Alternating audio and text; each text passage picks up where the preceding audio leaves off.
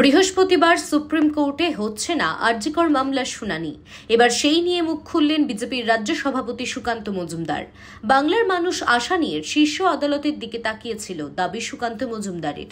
আর কি বলছেন তিনি, শোনাবো।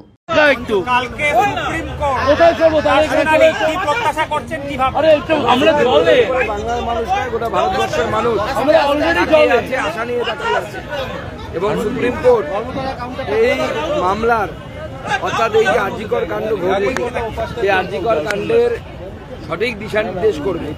কারণ এই সুপ্রিম কোর্টের রায়ের উপর ভিত্তি করে আজকে কলকাতা হাইকোর্টও অনেক মামলার শুনানি তারা করতে চাইছে। একটি মামলা হয়েছিল, যে মামলায় বিনীত গোয়েলকে তার পদ থেকে সরানোর জন্য কলকাতা হাইকোর্টের দ্বারস্থ হয়েছিল কিছু মানুষ, কিন্তু যেহেতু সুপ্রিম কোর্টে শুনানি আছে তাই কলকাতা হাইকোর্ট তার শুনানি করেনি। স্বাভাবিকভাবে সুপ্রিম কোর্টের উপর মানুষ অনেক আশা নিয়ে তাকিয়ে আছে এবং আমরা আশা করব সুপ্রিম কোর্টের যে ন্যায় বা বিচার ব্যবস্থা তা যেন ভারী ভারী উকিল কপিল সিব্বল সহ এই সমস্ত উকিলদের দ্বারা যেন অবদমিত না হয়, বিচারের বাণী যেন নিভৃতে। আপনারা দেখছেন ইউএন লাইভ, বাংলা খবরের শেষ কথা।